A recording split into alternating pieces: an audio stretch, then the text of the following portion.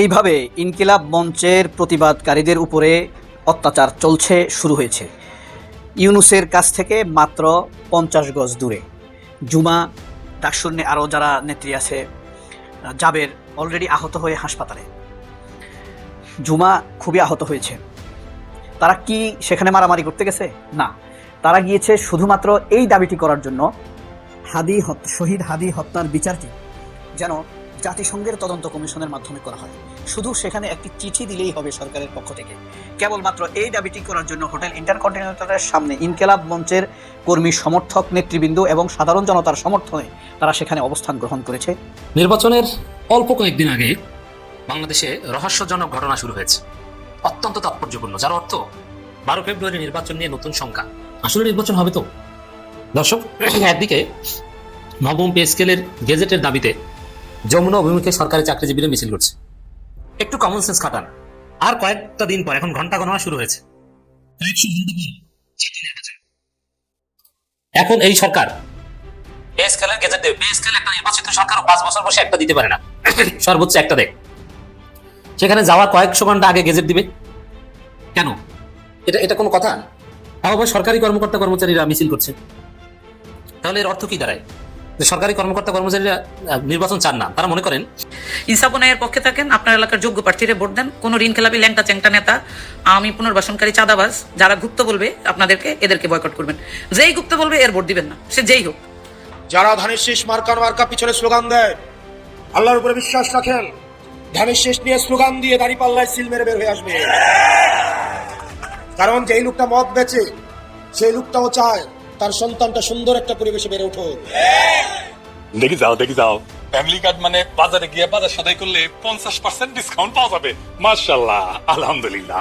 তারেক রহমান যদি এনা ফ্যামিলি কার্ডে বউ ঢুকে দিল নি, তাইলে কলে দুটা বউ পালি নি। এমনি গান ধরেন চ্যাংড়া বেড়ারা, বিএনপি পায়ে পড়ি রে, ফ্যামিলি কার্ডে বউ ঢুকে দে। চতুর্দিক থেকে জামাতের জয় জয়কার দেখে বিএনপি নাকি অলরেডি ঈদের পরে আন্দোলনের কর্মসূচি তৈরি করে ফেলেছেন। নির্বাচনের রেজাল্ট তাদের ভরাডুবি হবে, তারপরে তারা বলবে যে আমরা ঈদের পরে আন্দোলন করব, কারণ নির্বাচনের 1 সপ্তাহ পরেই রমজান শুরু হয়ে যাবে। তারেক রহমান সাহেব লন্ডনে চলে আসবেন রোজা করতে, আর ওদিক দিয়ে মির্জা ফখরুল ইসলাম আলমগীর অলরেডি বলেই দিয়েছে আমার বয়স হয়েছে, আমি রাজনীতি থেকে বিদায় নেব। পাশাপাশি ডক্টর মঈন খান এবং ডক্টর খন্দকার মুশাররফ হোসেন স্যারও নাকি রমজানের আগেই তারা পার্টি থেকে বিদায় নিবে, তাদের বয়স হয়ে গিয়েছে বলে তারা পার্টি থেকে বিদায় নিয়ে রেস্টে চলে যাবে। আমি এত বছর রাজনীতি করার পরে আমরা শিওর হতে পারি না, ওরা একেবারে শিওর জিতবেই। কিভাবে সম্ভব এটা সম্ভব তখনই যদি কারচুপি করার মতো একটা প্রক্রিয়া দেওয়া থাকে। ডক্টর মিজানুর রহমান আজহারী, শেখ আহমদুল্লাহ, তারা কোন দলকে ভোট দিতে ইঙ্গিত দিলেন?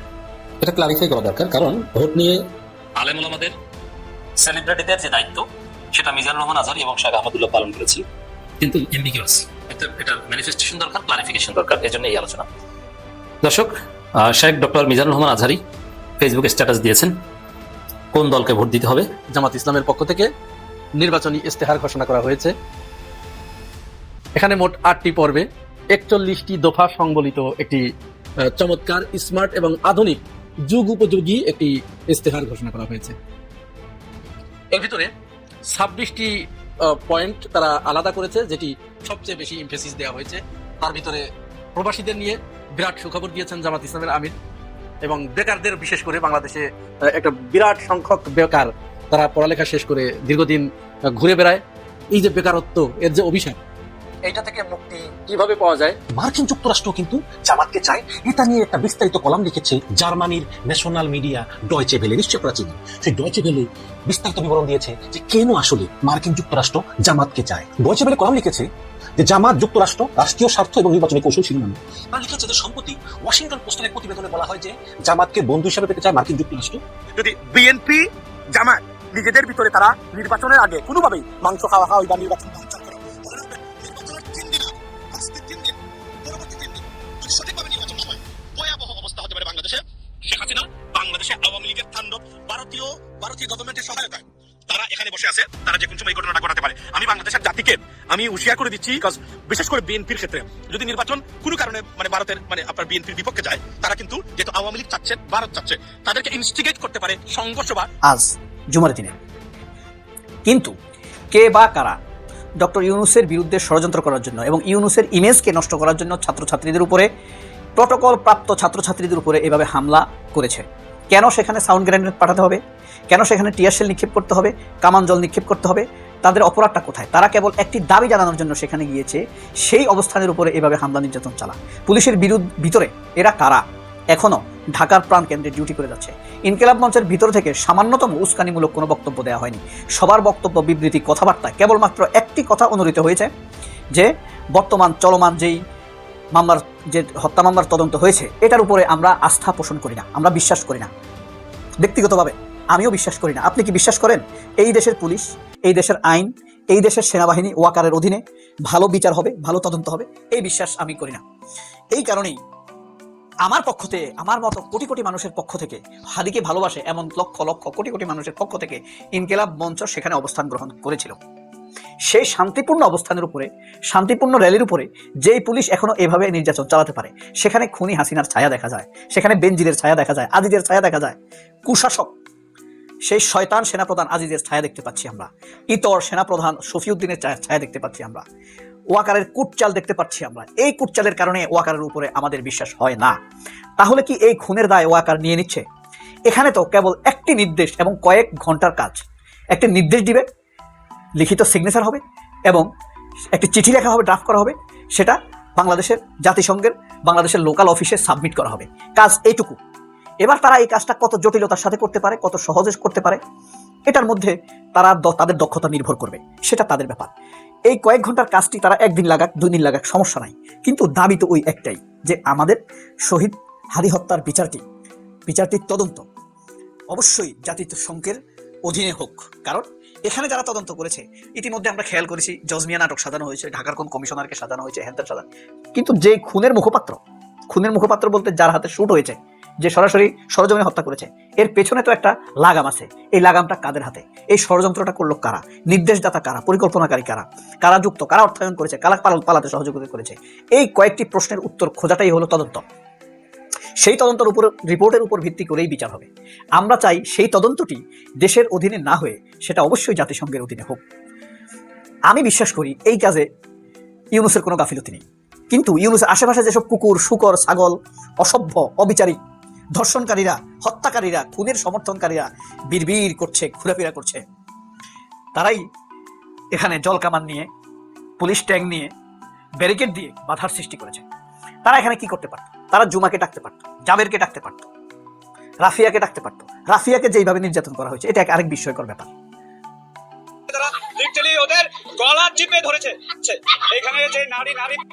দেখতে পেরেছেন জুমা এবং রাফিয়াকে কিভাবে পুলিশ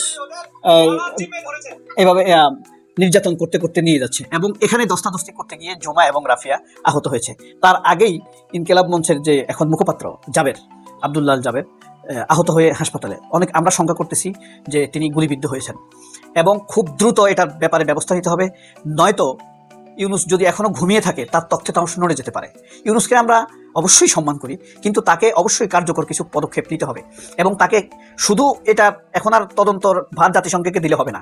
এখানে কারা অতি উৎসাহিত হয়ে এভাবে মেয়েদের উপরে হামলা করেছে, জাবেরের উপরে হামলা করেছে, এবং ইনকিলাব মঞ্চের আরও 22 জন, আমি যখন পর্যন্ত ছিলাম 22 জনকে আহত করা হয়েছে। আপনি এখনো এই দেশে, এরা হলো বাংলাদেশের সবচেয়ে ভদ্র, মার্জিত তরুণ আমার দৃষ্টিতে, এবং এদের মধ্যে কোনো অপকালচার নাই, মানুষকে হ্যারাসমেন্ট করার কোনো টেন্ডেন্সি নাই।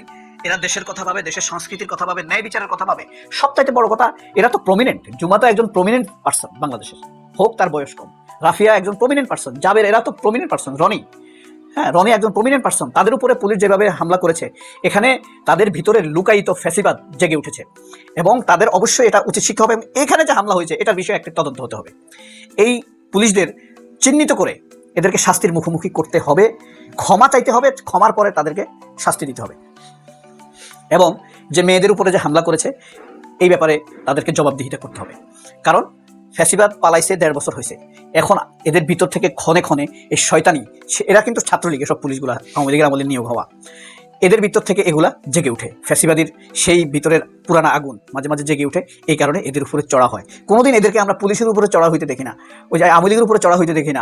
ছাত্রলীগ আওয়ামী লীগ ঝটিকা মিছিল করতো না, তাদেরকে কখনো ধরতে পারছে এরকম আমরা দেখি নাই। কিন্তু দেখেন ঠিকই নির্দোষ নিরপরাধ প্রিসাইজ সবচেয়ে পায়াস পোলাপাইনের উপরে হামলা করে তারা আবারও সেই কুৎসিত দৃষ্টান্ত স্থাপন করেছে বাংলাদেশে। এদেরকে কোনোভাবে ছাড়া হবে না।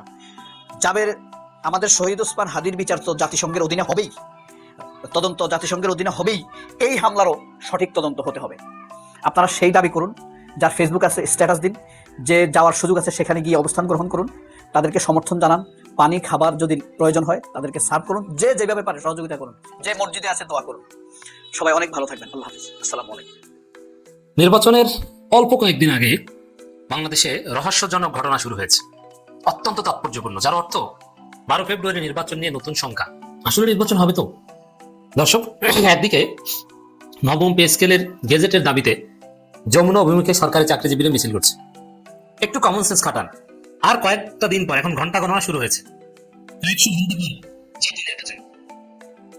এখন এই সরকার পে স্কেলের গেজেট দেবে। পে স্কেল একটা নির্বাচিত সরকার 5 বছর বসে একটা দিতে পারে না, সর্বোচ্চ একটা দেখ। সেখানে যাওয়ার কয়েকশো ঘন্টা আগে গেজেট দিবে কেন? এটা কোনো কথা? আবার সরকারি কর্মকর্তা কর্মচারীরা মিছিল করছে, তাহলে এর অর্থ কি দাঁড়ায়? যে সরকারি কর্মকর্তা কর্মচারীরা নির্বাচন চান না, তারা মনে করেন স্বাভাবিক তো হওয়ার কথা এটা, যে ঠিক আছে পে স্কেল কমিশন গঠন করে দিয়েছে, সব কাঠামো ঠিক করে দিয়েছে, পরবর্তীতে যারা ক্ষমতায় আসবে তারা একটা গেজেট প্রকাশ করে বাস্তবায়ন করবে সাথে সাথে। কিন্তু না, সরকারি কর্মকর্তা কর্মচারীদের বিশ্বাস নেই। তারা মনে করে যে নতুন নির্বাচিত সরকার আসলে এগুলো করবে টরবে না, যা করার ইউনুসকে করে দিয়ে যেতে হবে। তাহলে তারা ইউনুসকে ক্ষমতা রাখতে চায় এর মাধ্যমে।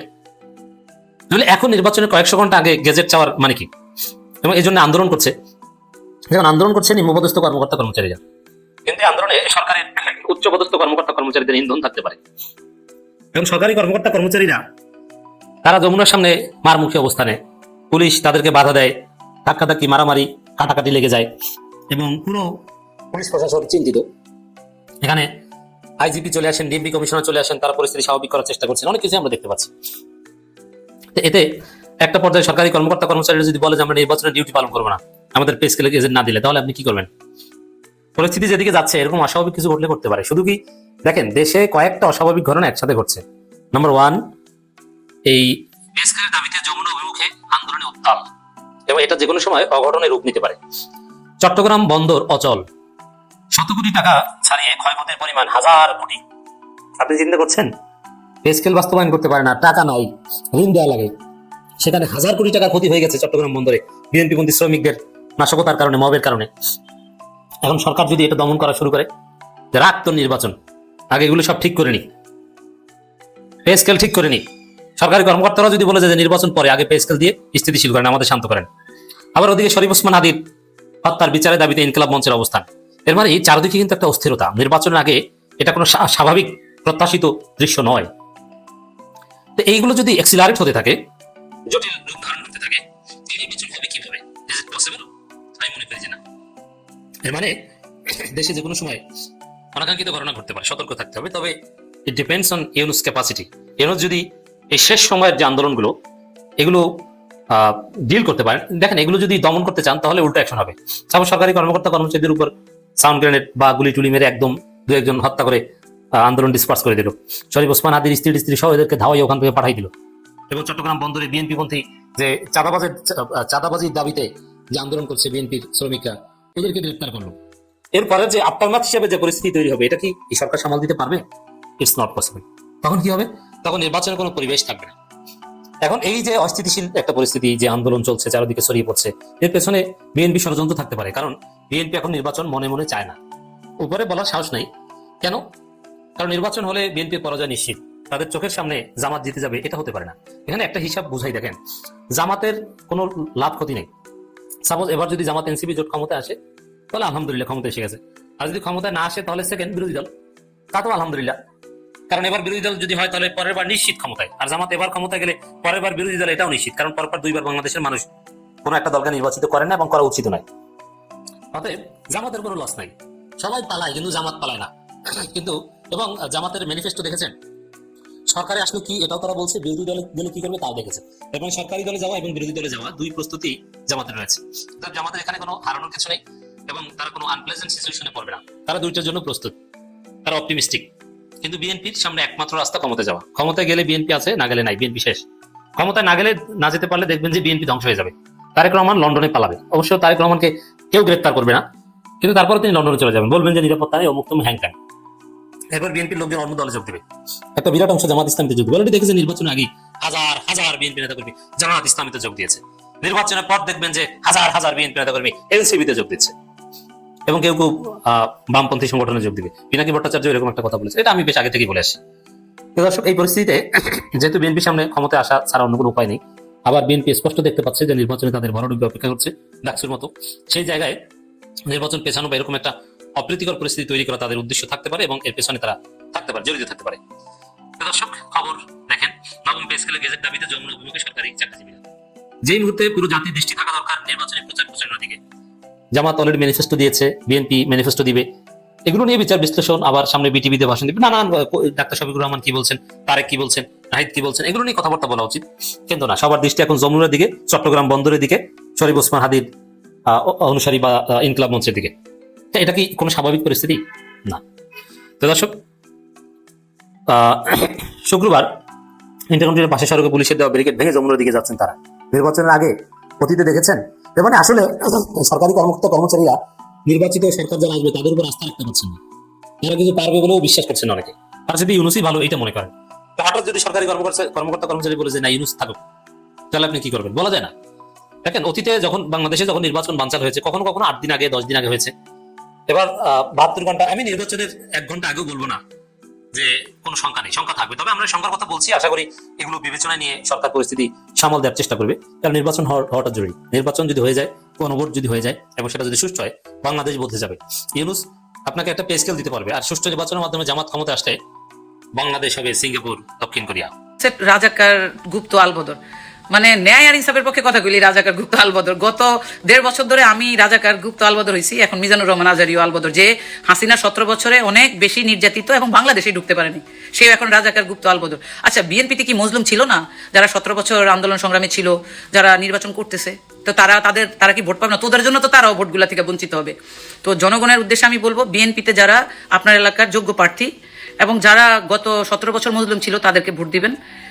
জামাত ইসলামের যারা যোগ্য প্রার্থী আপনার এলাকাতে তাদেরকে ভোট দিবেন এবং এনসিপির লোকজনকে আপনারা ভোট দিবেন যারা জুলাই আন্দোলনের সাথে সরাসরি সম্পৃক্ত।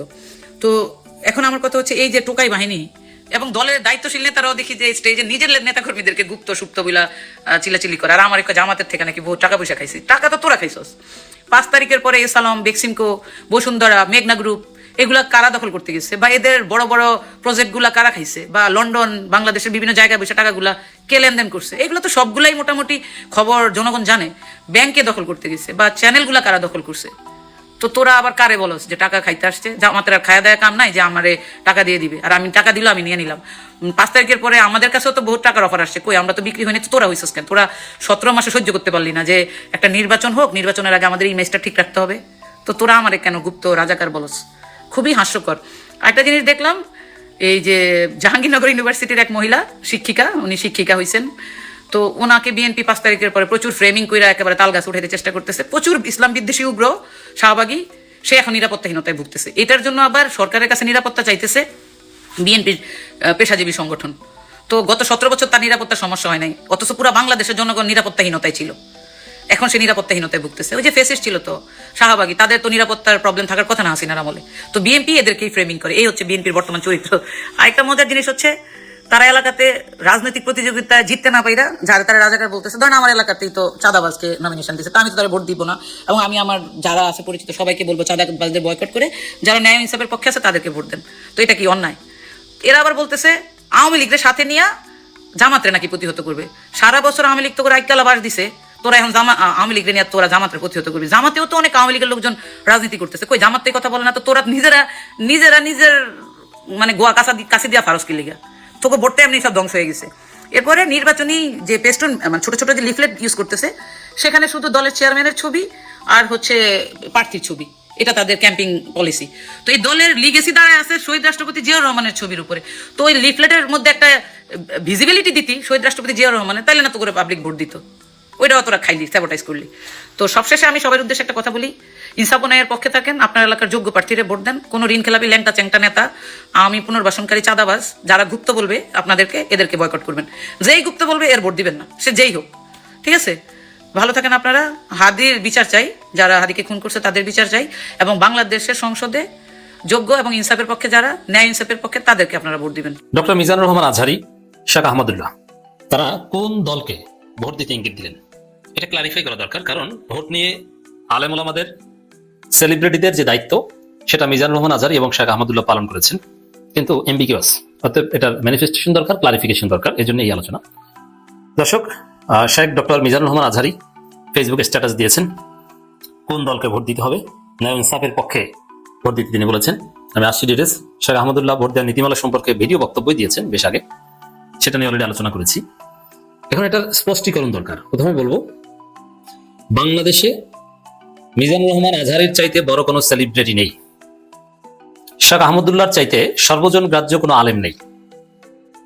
দেখেন, মুফতি আব্দুল মালিক সাহেব উঁচু মাপের আলেম, শেখ আহমদুল্লাহর উস্তাজ, শেখ আহমদুল্লাহকে পড়াতে পারেন। কিন্তু মুফতি আব্দুল মালিক সাহেব তো অনলাইনে কাজ করেন না, কিংবা জনগণের সাথে এইভাবে কানেক্টেড না। তিনি নীরবে নিবৃত্তে এলেম চর্চা করেন, বাইতুল মুকাররমে খুতবা দেন। কিন্তু শেখ আহমদুল্লাহ বাংলাদেশের সমস্ত মানুষের সাথে কানেক্টেড। শেখ আহমদুল্লাহর বক্তব্য শুনেন না এমন কোনো মানুষ নাই। কিন্তু মুফতি আব্দুল মালিককে এদেশের অধিকাংশ মুসলমান চেনে না, এবং মুফতি আব্দুল মালিক সাহেব চেনাতে চান না। এক একজনের জগৎ এক এক জায়গায়, এক একজনের কাজ এক এক জায়গায়, কাজের ক্ষেত্র আলাদা আলাদা। এই জন্য শেখ আহমদুল্লাহ কি বলছেন, এর তাসির অনেক।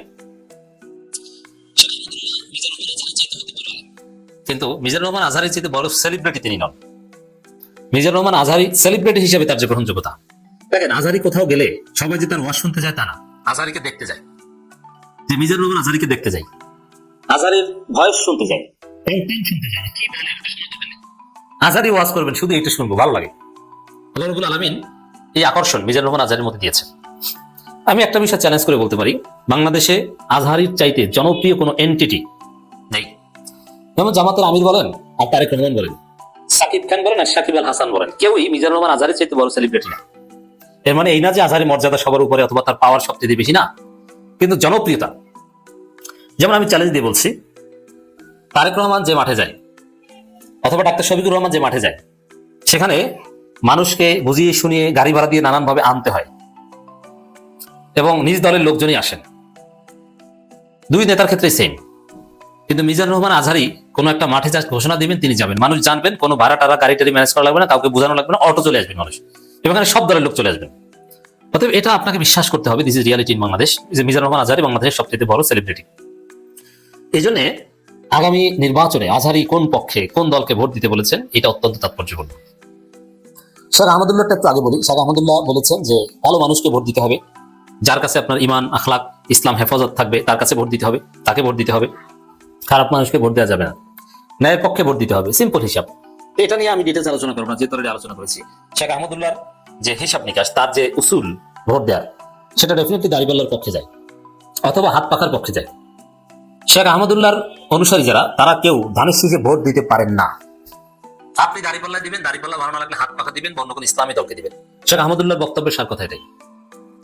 এবার আসেন মিজানুর রহমান আজহারি। মিজানুর রহমান আজহারির ছোট্ট ফেসবুক পোস্ট মুহূর্তের মধ্যে ভাইরাল হয়েছে।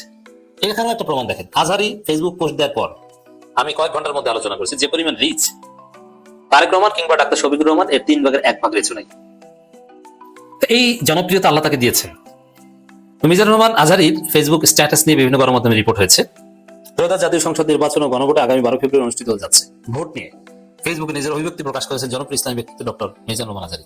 আমি শুধু তাকে ইসলামী ব্যক্তিত্বের মধ্যে সীমাবদ্ধ করে রাখতে চাই। ওই যে তুলনা দিলাম, সাকিব আল হাসান হোক আর সাকিব খান হোক, মিজানুর রহমান আজহারির চাইতে জনপ্রিয় বাংলাদেশে কেউ নেই। সাকিব আল হাসান সাকিব খানকে এক জায়গায় দাঁড় করিয়ে দিবেন যে অমুক মাঠে যাবে, আর আজহারিকে আরেক জায়গায় দাঁড় করিয়ে দিবেন, আজহারি ধারে কাছে কেউ আসতে পারবে না। এবং দেখেন, এই মিজানুর রহমান আজহারি বলেন আর দাড়িপাল্লা বলেন, এদের জনপ্রিয়তা ইসলামপন্থীদের ঊর্ধ্বে চলে গিয়েছে। মুসলমানদের মধ্যেও তাদের জনপ্রিয়তা। এবং আমি দেখলাম যে দাড়িপাল্লার পক্ষে কন্টেন্ট বানাচ্ছেন, দাড়িপাল্লার পক্ষে ভোট চাচ্ছেন কিছু সুন্দরী তরুণী, যারা একসময় উল্টোপাল্টা গান গাইতেন অথবা ফ্যামিলি ব্লগ করতেন, যেগুলো আমরা পছন্দ করি না। তারাও এখন দেখছেন যে না, এই দেশের জন্য বৃহত্তর স্বার্থে দাড়িপাল্লা কি দরকার। দর্শক নিজের ভেরিফাইড ফেসবুক পেজে দেখে স্ট্যাটাসে তিনি লেখেন, তারুণ্যের প্রথম ভোট ন্যায় ও ইনসাফের পক্ষে হোক। শুধু তারুণ্যের না, বৃদ্ধদের ভোটও ন্যায় ও ইনসাফের পক্ষে হোক, এটাও তিনি বলবেন বা বোঝাতে চেয়েছেন।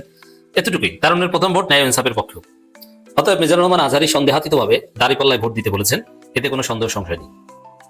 অতএব মিজানুর রহমান আজহারী, শাহ আহমদুল্লাহ, আব্দুল্লাহ সাইফুল্লাহ, যত বড় বড় সেলিব্রিটি আছে বাংলাদেশে, সিনেমা সেলিব্রিটি মালিক আফসারি থেকে শুরু করে কণ্ঠশিল্পী, যেদিকেই যান সবাই দাঁড়িপাল্লা। বিএনপি এখানে কার্যত একলা হয়ে গেল, বিএনপি এতিম হয়ে গেল, কারণ বিএনপি নিজেরা বাদে আর একজন সেলিব্রিটি দেখেন যে বিএনপি পক্ষে ভোট চাচ্ছে।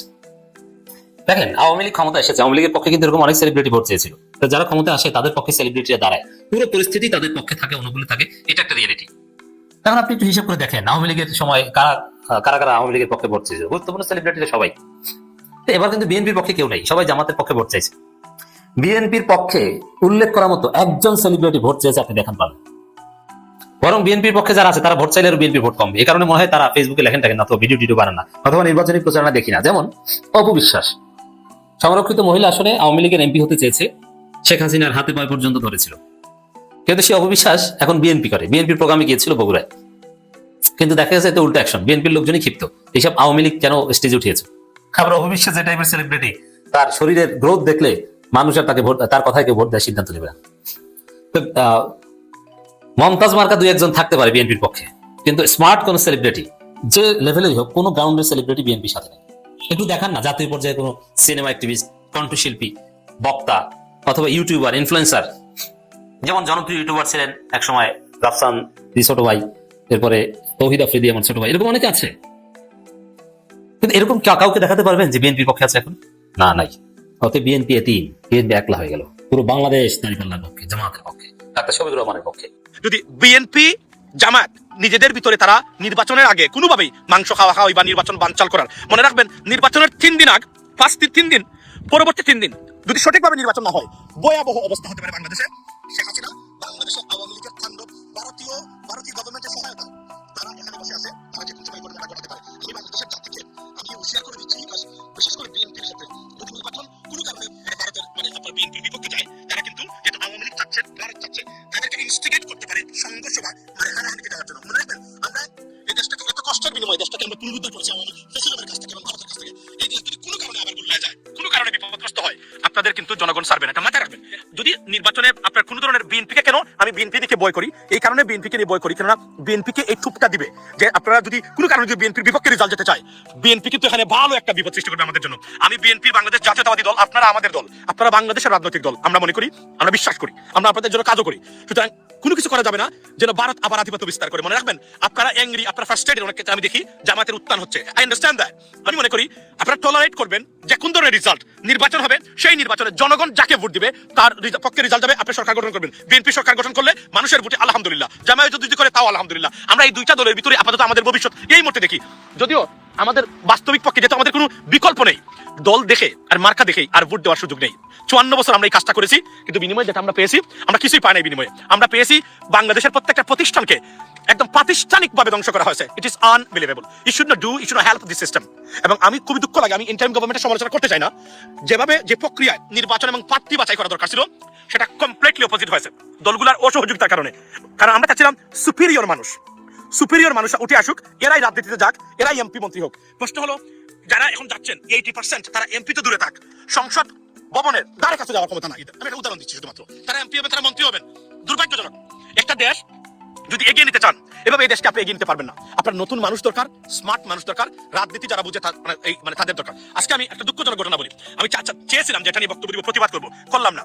আপনি দেখেন আমাদের জুনায়েদ আল হাবিব হুজুর সাহেব, উনি আসছেন রুবিল ফারহানার সাথে ব্রাহ্মণবাড়িয়া যিনি কম্পিটিশন করতেছেন, উনি আজকে বলতেছেন যে কি বলতেছেন, উনি বলতেছেন যে ফ্যামিলি কার্ড, কৃষক কার্ডই সব, আর কোনো কিছু দরকার নেই বাংলাদেশের, আপনার শুধু এইটাই দরকার। আপনি আবার কল্পনা করেন এই ব্যক্তি যদি এমপি হয়, তার কাছে আপনি কি আশা করতে পারেন? আমি সরি, এটা আমি বলতে বাধ্য হলাম। আমরা